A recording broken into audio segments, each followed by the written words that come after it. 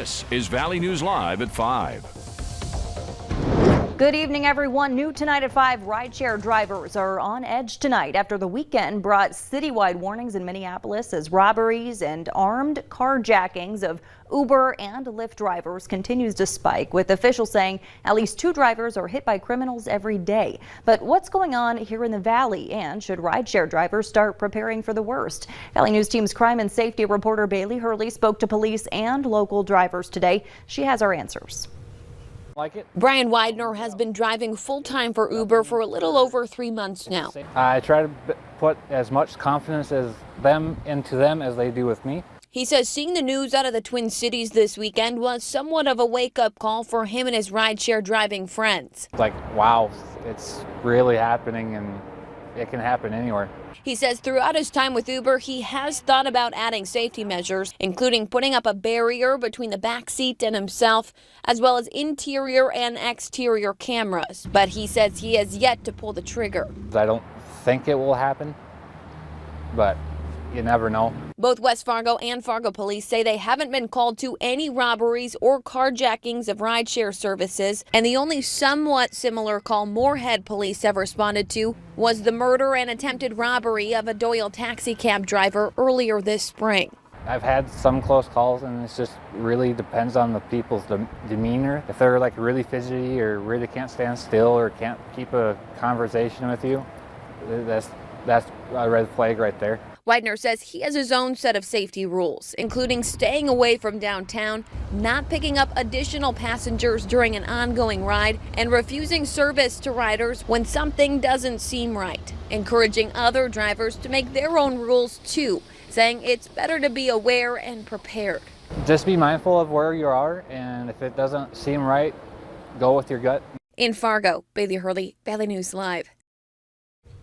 Minneapolis police say as many as 50 carjackings and robberies have taken place in the city since August, with about a dozen of them happening within the past week. The initial autopsy on the remains of Brian Laundrie were deemed inconclusive, and a family lawyer says a more extensive examination will now be done. His skeletal remains were found last week in a Florida nature preserve and were positively identified using dental records. He's been the subject of a manhunt for more than a month as investigators search for clues in the death of his girlfriend, Gabby Petito, during their cross-country trip together. A Minnesota man will spend the next 3 months on house arrest for his role in a May 2020 assault in Baker. Court documents say officers got a call from the sister of a male victim. She said her brother was living with Stephen Crossguard, and they had issues since the victim wanted him out of the home. Doctors noted trauma to the victim's face, head, and chest, as well as a tear to his pancreas and a broken rib. Court records say Crossguard must also spend 5 years under supervised probation. Now here's Hutch with a first look at our forecast. Hutch? Thank you, Stacy, and hello everyone. As we head through our evening tonight, things are fairly quiet. Some high clouds making their way over the FM area, but all in all, it was a comfortably cool, seasonably cool day. We do have some changes to talk about. Look at these morning temperatures though. 22 degrees, that means in Bemidji, if you left the ice cream cone out on the porch, well, it was just fine first thing in the morning. Some extra breakfast there. 25 in Baudette this morning, 23 in Cavalier. Chilly there, but temperatures warming up nicely. Most of us are very close to 50 degrees heading into our late Monday. Here are the changes in the offing as we go through the night. The clouds are building in, and for the evening the rain showers will stay out to the west, but they will impact, for some of us, your day tomorrow. More on that in a second. Right now, temperatures will be sliding away down into the lower 40s. The wind will stay pretty breezy all evening long, so we'll have details on how that impacts your forecast. And we'll talk about our chance of rain as we go through midweek from that big storm system impacting most of the western United States. We'll look ahead towards Halloween as well in a moment. Stacy? All right. Thanks so much, Hutch. In Fergus Falls today, hundreds of people gathered near the Lake Region Healthcare Facility to show support for recently let go General Surgeon Dr. Jeffrey Horak. While it's not clear why he's no longer with the hospital, many speculate it has to do with his statements he made earlier this month at the Fergus Falls School Board meeting, where he spoke out against their mask mandate. People were holding up signs in solidarity with the doctor today, being against vaccine mandates and saying personal choice is freedom. You have something like this. I mean, the people here are standing up for liberty. They're standing up for their freedoms, and we have to support that. A group of nurses provided us a statement at the protest saying we would be willing to speak up if we were not fearful that our job would be in jeopardy for expressing our First Amendment rights. Moderna is releasing its trial results of the COVID-19 vaccine for school-aged children. The pharmaceutical company says its trial showed smaller doses generated a strong immune response in children ages 6 to 11.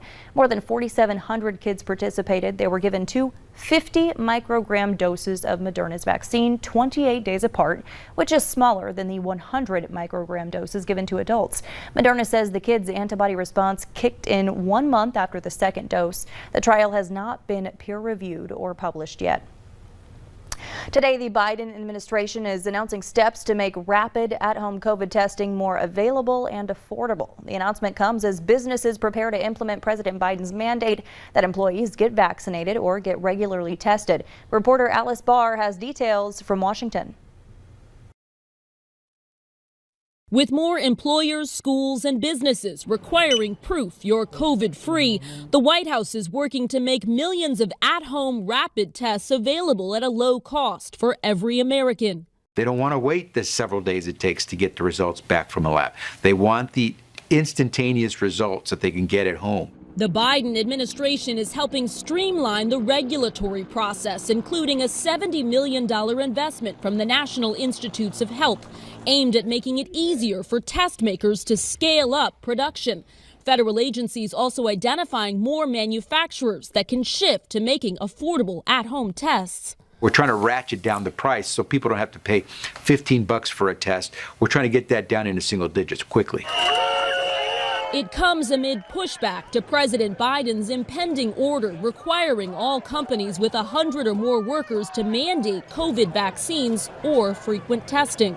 Doctors say testing will be even more important heading into the holidays. It's going to be incredibly important for families to be able to have these tests before they go home to see relatives, and then have them available if they've got unvaccinated household members. As the focus has shifted to vaccines, a reminder today of the critical role testing plays in stopping future outbreaks. The Biden administration also announced some new restrictions today on international travel, including requiring unvaccinated U.S. citizens to show proof of a negative COVID test the day before they re-enter this country. So packing an at-home COVID test would make that process a lot easier. Meanwhile, the Biden administration also unveiled a new program to help move about 55,000 Afghan refugees from U.S. military bases into permanent homes. It's called the Sponsor Circle program, which aims to connect evacuees with individual Americans willing to help. Groups of at least 5 people form to provide assistance with housing, financial support, medical services, employment, and other needs for at least 90 days. A former refugee who lives in Seattle has already volunteered to lend a hand. We just feel that it really is our obligation, also frankly our privilege, to be able to be in this position where we can just help others that need help. Sponsor Circle groups also need to fundraise about $2,300 for each Afghan they want to welcome to their community. More information can be found at sponsorcircles.org. Moorhead police collected more than 80 pounds of unused medications on the DEA's Drug Take-Back Day. The goal is to prevent drug addiction and overdose deaths. Police say the medications will be properly disposed of so people don't have the opportunity to misuse them. If you aren't able to make it to the drop-off event, you can drop off meds anytime in the lobby of the Moorhead Law Enforcement Center.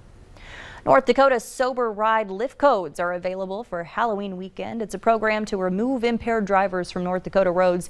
The code for $10 off will be available from Friday to Sunday. It's there now on your screen. You can find more information on our website, valleynewslive.com. Try Matt Bus Week is taking place now. It provides the public with opportunities to experience all the benefits they say Matt Bus has to offer.